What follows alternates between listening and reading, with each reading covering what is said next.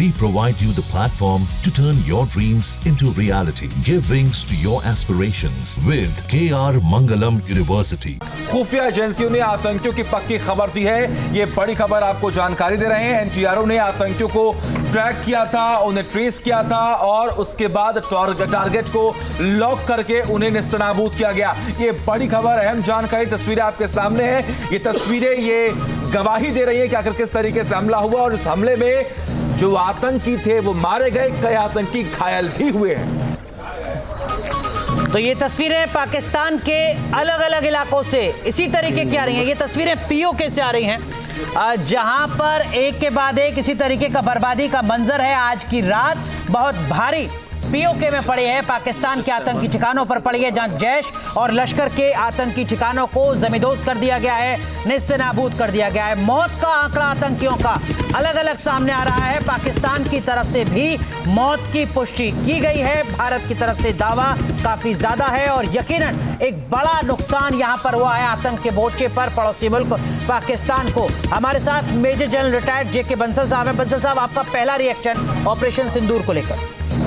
कि ये बहुत ज़रूरी था और जिस तरह का अब इन्होंने अटैक किया पहलगाम में, हमारे निर्दोष लोगों को मारा गया, उनको देखते हुए अटैक की तैयारी करनी बहुत ज़रूरी थी। हालांकि बहुत सारा उनको पहले इकोनॉमिक और डिप्लोमेटिक डैमेज कर चुके थे। अब क्या हो रहा है कि इस अटैक से साथ में पाकिस्तान में अफरा तफरी का माहौल है और सबसे बड़ी बात है कि पीटीआई जो उनकी इमरान खान की पार्टी है उसने सीधे दोषी माना है कि ये सब कुछ आसिम मुनीर की वजह से हुआ है। उसने जो पहलगाम में आतंकी अटैक कराया, इस वजह से 200 आतंकी उनके मारे गए हैं और नस्ते नामूद कर दिए गए हैं, उनके नोट ठिकाने। बगावत हो सकती है, लोग सड़क पर उतर सकते हैं? बिल्कुल हो सकती है, बगावत बिल्कुल होगी। पाकिस्तान में जो फौज ने किया है या बिल्कुल सामने आ चुका है। अपने स्वार्थ के लिए जो पाकिस्तान की निर्दोष जनता को जो आर्मी चीफ ने अपनी कुर्सी बचाने के लिए, अपना एक्सटेंशन करने के लिए सब कुछ किया गया था और जो उन्होंने तकरीर की, तो इन सब बातों को देखते हुए अभी जो है ये, हालांकि वो बड़े छटपटा रहे हैं लेकिन कुछ कर नहीं पाएंगे। हमारे पास में राफेल जैसे स्टेल्थ एयरक्राफ्ट हैं जिनकी मारक क्षमता बहुत ज़्यादा है। उनके जो हैं F-16 और JF-15 एक तो वो भी मार गिराया गया है। अगर पाकिस्तान को ऐसा कोई भी दुस्साहस करेगा तो उसको मुंह तोड़ जवाब भी साथ साथ देता रहेंगे। और उनके ठिकाने हमने नष्ट तो कर ही दिए हैं, जो जिसमें से नोट ठिकाने का तो आ ही रहा है। वो सिर्फ पीओके में नहीं है, उनके पाकिस्तान के अंदर भी घुस के मारा है। तो अभी जो एक मैसेज चला जाएगा कि आगे से पाकिस्तान के आतंकी या पाकिस्तान कभी ऐसी ज़रूरत नहीं करेगा। ये पूरी दुनिया को मैसेज है कि भारत जो है कि जीरो टॉलरेंस पॉलिसी है और जीरो टॉलरेंस पॉलिसी में वो भारत बिल्कुल एक्सेप्ट नहीं करेगा।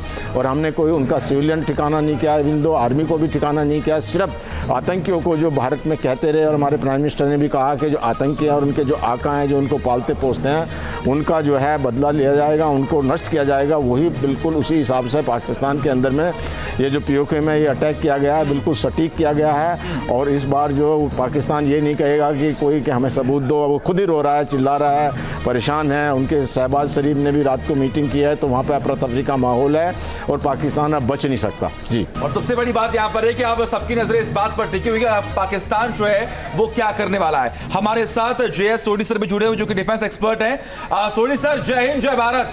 सबके जुबान पर यही दो शब्द हैं इस हमले के बाद, ऑपरेशन सिंदूर के बाद। जय हिंद जी। ये मेरा सौभाग्य है कि मैं आपके न्यूज चैनल पर वो विख्यात को पैनलिस्ट के साथ हूं। सबसे पहले मेरा नमन और सलाम भारत सरकार को, भारतीय सेना को, भारतीय नौसेना को, भारतीय वायु सेना को, जो इन्होंने ये कदम उठाया ऑपरेशन सिंदूर करके। उन्होंने पहलगाम में मरे 26 लोगों का जो बदला लिया है, खून का बदला खून लिया है। मेरा नमन और सलाम फिर से भारत सरकार को और भारतीय सशस्त्र बलों को। ये चाहिए था, पाकिस्तान को खून का जवाब खून से देना था। और जिस तरह से इस बार भारत ने 9 लोकेशन में स्ट्राइक किया है, जो 5 पाकिस्तान ऑक्युपाइड जम्मू कश्मीर में है और 4 मेन पाकिस्तान में है, एक बार फिर दिखा दिया है पूरी दुनिया को, खासकर से पागल पाकिस्तान को, कि भारत अब रुकेगा नहीं, भारत अब झुकेगा नहीं। और इन 9 लोकेशन में से 2 सबसे अहम लोकेशन है। एक है मस्जिद सुभान अल्लाह जो कि भवालपुर में है और दूसरा है मरकज तैयबा जो मुद्रके में है। ये 2 असली गढ़ थे आतंकवाद के। ये 2 ट्रेनिंग कैंप थे जहां पे आतंकवादियों को ट्रेन करके भारत में भेजा जाता था। न्यूज नेशन अब व्हाट्सएप पर खबरों की ताजा अपडेट के लिए न्यूज नेशन के इस क्यूआर कोड को स्कैन करें